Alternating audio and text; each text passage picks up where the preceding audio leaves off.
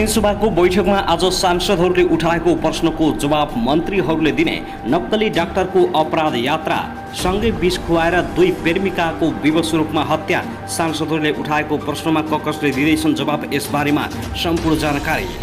काङ्ग्रेस अब छिया भइसक्यो, अब नयाँ पुनर्जीवित दिनुपर्छ, शशाङ्क कोइरालाको भनाई। संविधानको रक्षा गर्न जिम्मेवारी पत्रकारको काँधमा छ, नेता कोइराला।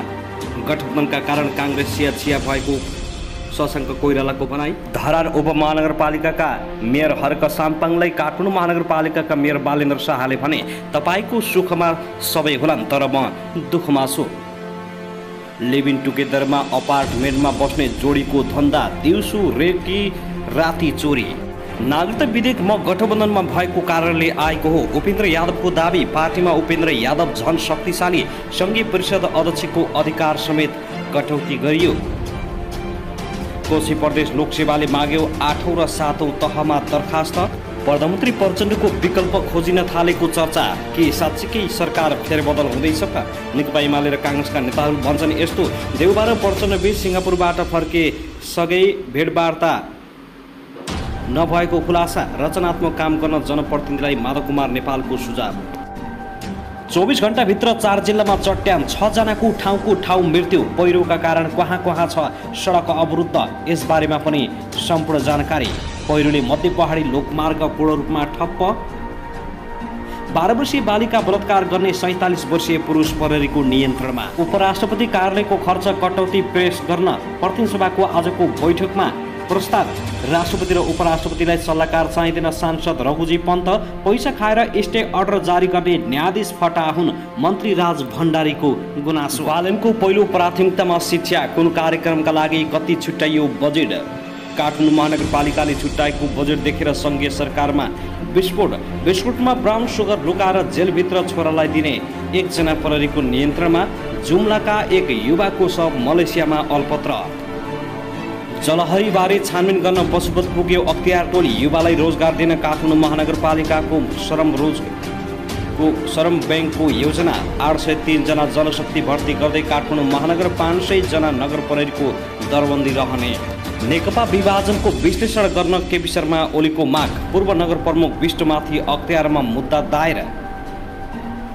शान्ति सुरक्षाको भरपर्दो वातावरण बनाउन सरकार क्रियाशील रहेको गृहमन्त्री नारायण काजी श्रेष्ठको भनाई। भित्रै मोर्चा कसेपछि प्रचण्ड सरकार धरापमा। काङ्ग्रेसले थाल्यो एमालेसँग संवाद। देउबा र प्रचण्डको भेट पातलिँदै असन्तुष्ट भएकै हुन् त देउबा, यसबारेमा पनि सम्पूर्ण जानकारी आजकै समाचारमा। अब हेर्नुहोस् पुरा समाचार। दर्शक नमस्कार, युट्युब च्यानल नेपाली खबर मिडियामा तपाईहरूलाई हार्दिक स्वागत छ। यदि हाम्रो च्यानललाई अहिलेसम्म सब्सक्राइब गर्नुभएको छैन भने सब्सक्राइब गरी नजिक रहेको बेल आइकन दबाई हामीसँग जोडिनुहोला।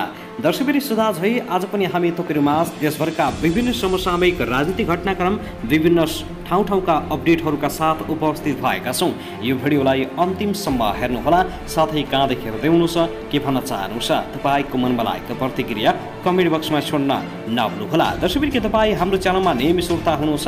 यदि नियमित हुनुहुन्छ भने तल कमेन्ट बक्समा नियमित अथवा रेगुलर लेख्नुहोस्। नयाँ हुनुहुन्छ भने सब्सक्राइब गरी जोडिनुहोस्, ताकि नयाँ अपडेटका साथ हामी तपाईँहरूमा दैनिक रूपमा उपस्थित हुने गर्दछौँ। हाम्रा समाचारहरू तपाईँहरूलाई के कस्तो लागिरहेका छन्, सल्लाह सुझाव प्रतिक्रिया छोड्न नभुल्नुहोला।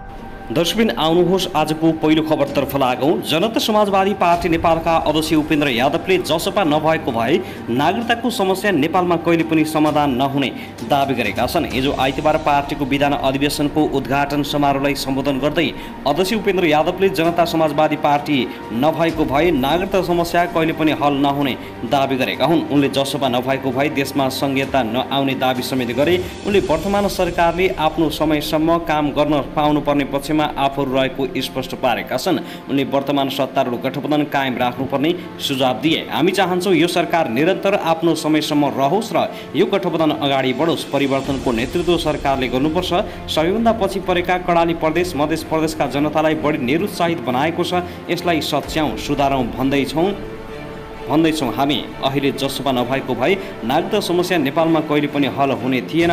जसपा नभए नेपालमा संघीयता कहिले पनि आउने थिएन। जसपा नभएको भए धर्मनिरपेक्षता, समावेशिता जस्ता कल्पनाका कुरा हुने थिएनन्। अध्यक्ष यादवले देशको शासकीय स्वरूप परिवर्तन गर्न संविधान संशोधन गर्नुपर्ने सुझाव दिएका छन्। उनले निर्वाचन प्रणाली पनि खर्चिलो भएको भन्दै यसको पनि परिवर्तन गर्नुपर्ने बताए। उनले प्रत्यक्ष निर्वाचित कार्यकारी राष्ट्रपति र समानुपातिक संसदको व्यवस्था गर्नुपर्नेमा जोड दिएका छन्। उनले भने संघीयतालाई संविधान संशोधन गरेर प्रदेशका संरचनाहरूलाई सच्याउनु पर्दछ। प्रदेशहरूलाई अधिकार सम्पन्न बनाउने र साँच्चैको संघीयताको प्रत्याभूति जनतालाई दिलाउनका लागि संविधान संशोधन बाहेक अर्को बाटो छैन। अहिले देखिएका विकृति विसङ्गति सिस्टमले नै ल्याएको हो। नेपालमा जुन खालको संसदीय प्रणाली अपनाइयो, जुन खालको निर्वाचन प्रणाली अपनाइयो, यसले राजनीतिक स्थिरता दिन सक्दैन। भ्रष्टाचार, कमिसन तन्त्र जस्ता विकृति र विसङ्गति अन्त्य पनि गर्न सक्दैन। दर्शक त्यसैगरी आउनुहोस् अब अर्को खबरतर्फ लागौँ। जिम्लाको हिमा गाउँपालिका एक देवबार गाउँ घर भएका अन्दाजी 32 वर्षीय युवाको शव मलेसियामा अलपत्र परेको छ। आर्थिक जोहो गर्न मलेसिया गएका रातो दमाईका छोरा मैलाल परिवार दमाईको शव मलेसियामा अलपत्र परेको हो। 2070 सालमा साउन 19 गते उनी वैदेशिक रोजगारीका क्रममा नेपालबाट मलेसिया उडेका थिए। दोवार गाउँ घर भएका परिवारको असार 8 गते निधन भएको थियो। उनको मृत्युबारे 9 गते मात्रै थाहा भएको मलेसियामा बस्दै आएका उनकै गाउँले मृगेन्द्र कुमार शाहीले जानकारी दिएका छन्। शाहीका अनुसार उनी दिनका सुरक्षा गार्डको रूपमा रहेकाले ड्युटीमा गएका थिए। राति कोठाभित्र उनको मृत्यु भएको रहेछ। उनले भने भोलिपल्ट मात्रै थाहा भएको हो। शाहीका अनुसार मृतकको शव अहिले मलेसियाको क्वालालम्पुर स्थित अस्पतालमा रहेको छ। उनको मृत्यु भएको 3 दिन भइसकेको छ। उनको शव नेपाल ल्याउने बारे कुनै निकायले पहल गरेको देखिएको छैन। दर्शक त्यसैगरी आउनुहोस् अब अर्को खबरतर्फ लागौँ। एकीकृत समाजवादीका अध्यक्ष एवं पूर्व प्रधानमन्त्री माधव कुमार नेपालले समाजवादी मोर्चा गठनबाट नेपाली काङ्ग्रेसका सभापति शेरबहादुर देउबा खुसी भएको दावी गरेका छन्। काङ्ग्रेस सभापति देउबाजी मोर्चा गठनले दुखी हुनुभयो भनेर गरिएको प्रचारमा अलिकति पनि सत्यता छैन। अध्यक्ष नेपालले भने मलाई काङ्ग्रेस सभापति देउबाजीले भेटेर समाजवादी मोर्चा गठन गरेको सुनेर म अत्यन्त खुसी भएँ भनेर प्रतिक्रिया दिनुभएको छ। गिरिडीह जिल्ला रौतहट पुगेका अध्यक्ष नेपालले गौर नगरपालिकाको हिजो आइतबार सुरु भएको 12औं नगर अधिवेशनको उद्घाटन समारोहमा बोल्दै समाजवादी मोर्चा गठनले केही व्यक्तिको होस हवास नै उडेको टिप्पणी गरेका थिए। साथै काङ्ग्रेस सभापति शेरबहादुर देउबाले समेत मोर्चाको विरोध गरेको भन्दै केही मिडियामा झुटो समाचार आएको उनको भनाइ छ। साथै काङ्ग्रेस सभापति देउबाले समेत मोर्चाको विरोध गरेको भन्दै केही मिडियामा झुटो समाचार आएपछि उनी आक्रोशित हुँदै भने बाहिर मिडियामा झुटो प्रचार गरियो। सिङ्गापुर पुगेर देउबाले मोर्चा गठनको विरोध गरे भनेर प्रचार गरियो। यो सरासर गलत हो। यस क्रममा अध्यक्ष नेपालले अब हातमा हात मिलाएर अगाडि बढ्नुपर्ने भन्दै देउबाले सुझाव दिएको पनि नेपालको भनाइ छ। मोर्चा गठनको केही दिनको नेद हराम भएको र केहीलाई हैरान गरेको पनि उनको जिकिर छ। अब मिलेर जानु बाहेक विकल्प छैन, मिलेर जानुपर्छ भन्ने हाम्रो पनि उद्देश्य हो। फुटेको खण्डमा देश र जनतामाथि घात हुन सक्छ। अध्यक्ष नेपालले गौर नगरपालिकाको नगरसभालाई सम्बोधन गर्दै स्थानीय तहले गरेको विकास निर्माणको काममा हुने अनियमितताको निगरानी गर्न स्थानीयलाई अनुरोध गरेका छन्। दर्शक त्यसैगरी आउनुहोस् अब अर्को खबरतर्फ लागौँ। पूर्व प्रधानमन्त्री केपी शर्मा ओलीसँग निकट रहेका प्रेम राई प्रमुख आयुक्त रहेका बेला अख्तियार दुरुपयोग आयोगले ओलीकी पालामा भएको ठूलो सम्पत्ति हिनामिनाको उजुरीमाथि छानबिन अगाडि बढाएको छ। राष्ट्र ब्याङ्कबाट 80 करोड रुपियाँमा किनिएको 103 किलो 753 ग्राम सुनको करिब 10 किलो हिनामिना भएको तथ्य महालेखा परीक्षकको कार्यालयले औलाएपछि आइतबार साँझ अख्तियार दुरुपयोग अनुसन्धान आयोगले जनप्रतिनिधि, पशुपति क्षेत्र विकास कोषका कर्मचारीहरू, पुजारीहरू, प्रहरी, सुन चाँदी व्यवसायीका प्रतिनिधि सहितको रोबहरमा सुनको नाप जाँच चलिरहेको छ। पशुपतिनाथ मन्दिरको रुद्रागारेश्वरमा जलहरीको नाप जाँच चलिरहेको स्रोतले जानकारी दिएको हो। जलहरी प्रकरणमा छानबिनका लागि अख्तियारको टोली जाने भएपछि आइतबार दिउँसोदेखि नै पशुपतिनाथ परिसरमा दर्शनार्थीहरू जान पाएका छैनन्। मन्दिर पूर्णतः खाली गराइएको छ। नापजाँचका लागि जलहरी निकालेपछि त्यसमा 13 जनाको नाम कुदेको पाइएको स्रोतले जानकारी दिएको छ। केपी शर्मा ओली प्रधानमन्त्री रहेका बेला राखिएको जलहरीमा तत्कालीन राष्ट्रपति विद्यादेवी भण्डारी, तत्कालीन प्रधानमन्त्री ओली सहित उनीहरू निकटका 13 जनाको नाम मुछिएको छ। 100-200 वर्षमा पनि ननिकालिने जलहरीमा नाम कुदेकाले उहाँले यससँगै अमर रहन खोज्नु भएको बुझियो। स्रोतले देश सञ्चारसँग भन्यो। राष्ट्र ब्याङ्कबाट किनिएको 130 किलो 753 ग्राम सुनमा तामा 2 किलो 890 ग्राम, चाँदी 1 किलो 249 ग्राम, जिङ्क 12.75 ग्राम प्रयोग गरेपछि जलहरीको तौल 107 किलो 924.5 ग्राम कायम भएको थियो। उक्त जलहरीमा करिब 10 किलो सुन भने कम पाइएको महालेखा परीक्षकको कार्यालयले औलाएपछि यसको नाप जाँच सुरु भएको हो। अख्तियार टोलीमा सहसचिवको नेतृत्वमा 3 कर्मचारी छन् भने उनीहरूले नापतौल विभागका प्रतिनिधिहरू पनि लिएर गएका छन्। जलहरी विवादमा केपी शर्मा ओली सहित तत्कालीन पदाधिकारीहरूमाथि औला उठेपछि प्रेम राई नेतृत्वको अख्तियार दुरुपयोग अनुसन्धान आयोग यसको छानबिनमा अघि सरेको हो। उक्त सुन खरिदमा 50 करोड रुपियाँ पशुपति क्षेत्र विकास कोषबाट निकासा गरिएको थियो भने 30 करोड राज्य कोषबाट बेहोरिएको थियो। बाहिरबाट उक्त परिणाममा सुन किन्ने तयारी भए पनि शुद्धता र परिणाममा प्रश्न उठेपछि सरकारको आधिकारिक निकाय राष्ट्र बैंकबाट सुन खरिद गर्ने निर्णय सरकारले गरेको हो। दर्शकवृन्द, त्यसैगरी आउनुहोस् अब अर्को खबरतर्फ लागौँ। काठमाडौँ महानगरपालिकाका मेयर बालेन्द्र शाहले धरान उपमहानगरपालिकाका मेयर हर्क साम्पाङलाई आफू दुःखमा साथ दिन तयार रहेको बताएका छन्। हिजो आइतबार राति सामाजिक सञ्जाल मार्फत साम्पाङले आफूले कोकाहाको पानी ल्याउँदा सबैले बधाई दिएको तर धरानका राजनीतिक दलले उल्टे मुद्दा हालेको गुनासो गरेका थिए। पसिनाको भेल बगाएर अनेक दुःख गरेर कोकाहाको पानी ल्याए, दुनियाँले बधाई दिए तर धरानका दलहरू मिलेर मलाई मुद्दा हाले। यो कुरा जनताले आफ्नो करङमा लेखेर राख्नुहोस्, साम्पाङले लेखेका छन्। उनको पोस्टमा प्रतिक्रिया जनाउँदै बालेन्द्र शाह आफू दुःखमा साथ दिने बताएका छन्। केही फरक पर्दैन, कसैले केही भनेर सोचेर केही फरक पर्दैन। तपाईँ यति अगाडि पुगिसक्नुभयो कि पछाडि जसले जे बोले पनि फरक पर्दैन। सुखमा सबै साथ होलान्, दुःखमा हामी छौँ, म छु, सधैँ हुनेछु, बालेन्द्र शाहले भनेका छन्। दर्शकवृन्द, त्यसैगरी आउनुहोस् अब अर्को खबरतर्फ लागौँ। नेकपा एमालेका अध्यक्ष केपी शर्मा ओलीले नेपाल कम्युनिस्ट पार्टी नेकपा विभाजनको यथार्थ विश्लेषण आवश्यक रहेको बताएका छन्। नेकपा विभाजन किन, कसरी, के उद्देश्य, आन्तरिक र बाह्य कारण के थियो, त्यसको यथार्थ विश्लेषण गर्नुपर्छ। उनले भने नेकपा विभाजन हुनुका कारण स्वचालित थियो वा परिचालित के थियो, त्यसको विश्लेषण जरुरी रहेको छ। यथार्थ विश्लेषणले नेपालको कम्युनिस्ट आन्दोलनले हित गर्दछ। नेपालमा भएका आन्दोलनले स्वतन्त्र क्रान्तिको रूप लिन नपाएपछि असफल भएको उनको भनाइ छ। नेपालका आन्दोलनले स्वतन्त्र क्रान्तिको रूप लिएन र त्यसस्वरूप सफल पनि भएन। अध्यक्ष ओलीले 2007 सालमा नेपाली जनताको बलले भएको आन्दोलन भए पनि तर सम्झौता नेपाली र नेपालका राजनीतिक शक्तिले वार्ता गरेर टुङ्गाउन नपाएको बताएका छन्। विक्रमसम्म 2036 को आन्दोलन जनमत सङ्ग्रहमा गएर टुङ्गियो।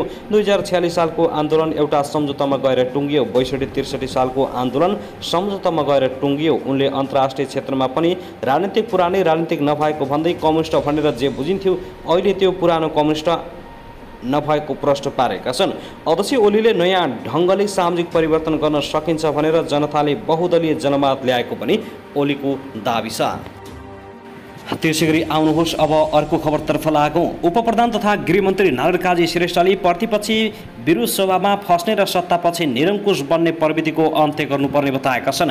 सहीलाई सही र गलतलाई गलत भन्ने पक्षमा प्रतिपक्ष र सत्तापक्ष दुवै तयार नभएसम्म मुलुकमा सङ्घीय लोकतान्त्रिक गणतन्त्र शासन व्यवस्थालाई सही ढङ्गले अगाडि बढाउन नसकिने भएकाले पनि प्रतिपक्षी विरोधमा र सत्तापक्ष निरङ्कुश बन्न नहुने उनको तर्क छ। आइतबार प्रतिनिधि सभा बैठकमा गृह मन्त्रालय अन्तर्गतको विनियोजन शीर्षकमाथि सांसदहरूले राखेका प्रश्नहरूको जवाब दिने क्रममा उपप्रधानमन्त्री श्रेष्ठले सहीलाई सही भन्न सक्ने गरी राजनीतिक दलहरू अगाडि बढे मात्रै मुलुकको लोकतन्त्रको औचित्य पुष्ट गर्न सकिने समेत उनले स्पष्ट पारेका छन्। उनले प्रतिपक्षका केही सांसदहरूले प्रहरी बढुवामा पैसाको चलखेल भएको आरोप लगाएको उल्लेख गर्दै त्यसलाई आफूले शून्यमा झारिदिएको दावी गरेका छन्। उपप्रधानमन्त्री श्रेष्ठले नेपालको लोकतन्त्र मौलिक खालको भएको उल्लेख गर्दै त्यसलाई उन्नत ढङ्गले अगाडि बढाउने विषयमा राजनीतिक दलहरूले गम्भीर आत्मसमीक्षा गर्दै अगाडि बढ्नुपर्ने आवश्यक रहेको औलाएका छन्।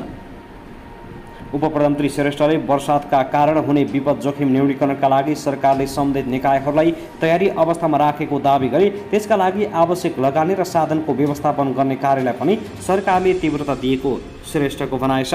विपद जोखिम न्यूनीकरणका लागि आवश्यक लगानी र साधन स्रोतको व्यवस्थापन गर्ने काम समेत जारी छ। सबै सरकारवाला सङ्घीय निकाय एवं सुरक्षा निकायहरूको भूमिका र जिम्मेवारी निर्धारण गरी जारी गरिएको मनसुन पूर्व तयारी तथा तीव्र प्रतिकार्य राष्ट्रिय कार्ययोजना 2080 जारी भई तदारुकताका साथ काम गर्न तयारी थालिएको छ। त्यसैगरी आउनुहोस् अब अर्को खबरतर्फ लागौँ। पूर्व प्रधानमन्त्री तथा नेकपा एमालेका अध्यक्ष केपी शर्मा ओलीले नेपाली राष्ट्रिय क्रिकेट टिमलाई निराश नहुन आग्रह गरेका छन्। आइसिसी एक दिवसीय विश्वकपमा सहभागी हुन नपाए पनि नेपाली टोलीको मेहनत कमजोर नरहेको बताउँदै ओलीले एउटा असफलता यात्राको अन्त्य नहुने उल्लेख गरेका छन्। हाम्रो यात्रा जारी छ भन्दै ओलीले नेपाली क्रिकेट टोलीलाई स्वदेश फर्केपछि सँगै खाना खाने गरी भेट्ने प्रस्ताव पनि गरेका छन्। उनले खराब इन्टरनेटका बावजुद नेपाल र नेदरल्यान्ड बीचको खेल आफूले लाइभ हेरेको पनि जानकारी दिए। मेहनतलाई जननी र परिणामलाई शिशुको भएको उल्लेख गर्दै ओलीले कहिलेकाहीँ मेहनतका बावजुद पनि परिणाम प्राप्त हुन नसक्ने बताएका छन्। हिजो मैले नेपाली टिम र नेदरल्यान्ड बीचको खेल लाइभ हेरेँ। मोबाइलमा इन्टरनेट स्लो भएर केही डिस्टर्ब भयो तैपनि हेरेँ। आइसिसी एक दिवसीय क्रिकेट विश्वकपमा सहभागी हुन त हामीले पाएनौँ। मेहनत जननी हो भनेर परिणाम शिशु। कहिलेकाहीँ मेहनतका बावजुद पनि परिणाम प्राप्त नहुन सक्छ, यसबाट निराश हुनु हुँदैन। ओलीले सामाजिक सञ्जालमा लेखेका छन्, परिणाम हामीले सोचे जस्तो नभए पनि नेपाली टिमको मेहनत कमजोर थिएन। मेहनतका लागि धन्यवाद नेपाली क्रिकेट टिम। नेपाल फर्केपछि सँगसँगै खाना खाने गरी भेटौँला। एउटा असफलता यात्राको अन्त्य होइन, हाम्रो यात्रा जारी छ, त्यसैले निराश नहुनुहोस्। दर्शक महानुभाव, त्यसगरी आउनुहोस् अब अर्को खबरतर्फ लागौँ। प्रधानमन्त्री पुष्पकमल दाहाल प्रचण्ड अब चारैतिरबाट घेराबन्दीमा परेका छन् र उनका दिनगन्तीहरू सुरु हुन थालेको चर्चा चल्न थालेको छ। नेकपा माओवादी केन्द्रका अध्यक्ष समेत रहेका प्रधानमन्त्री पुष्पकमल दाहाल प्रचण्ड नेतृत्वको सरकार चौतर्फी घेराबन्दीमा परेको छ। सरकारलाई समर्थन गरेका सत्तारूढ गठनभित्री सरकार विरोधी अभिव्यक्ति सतहमा आएपछि उनको सत्ता यात्रा असहज बन्दै गएको छ। गत वर्ष पुस 10 गते प्रधानमन्त्रीमा नियुक्त भएका दाहाल सत्ता समीकरण बदल्दै हालसम्म सरकारको नेतृत्व गरिरहेका छन्। गत वर्ष पुस 10 गते प्रधानमन्त्री नियुक्ति भएका दाहाल सत्ता समीकरण बदल्दै हालसम्म सरकारको नेतृत्व गरिरहेका छन्। उनको प्रधानमन्त्रीत्व कालमा सरकारका कतिपय सकारात्मक कदमले जनतामा आशा जगाए पनि सत्ता गठबन्धनकै किचोलेले बहिर्गमनको समय अवधि नजिएको राजनीतिक वृत्तमा चर्चा हुन थालेको छ। आर्थिक वर्ष 2080-81 को संसदमा पेश गरिएको बजेटबारे 10 दलीय गठबन्धनमा रहेका पार्टीबीच मतैकता कायम हुन सकेको छैन।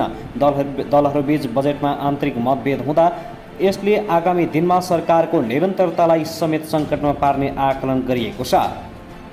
गठबन्धनमै आबद्ध पार्टीका सांसदहरूले सरकारको चरको आलोचना गर्दै बजेट परिमार्जन गर्न सुझाव दिइरहेका छन्। गठबन्धनकै एक घटक नेकपा एकीकृत समाजवादीले यथास्थितिमा बजेट पास गर्न नदिने अडान कायमै रहँदै विपक्षी मतदान गर्ने जनाइसकेको छ। सरकारको बजेटमा असहमति प्रकट गर्ने सत्तारूढ दलका सांसदहरू नै सरकारको विपक्षमा उत्रिए। प्रधानमन्त्री दाहालले सरकार सञ्चालन गर्ने नैतिक अधिकार गुमाउने राजनीतिक जानकारहरूको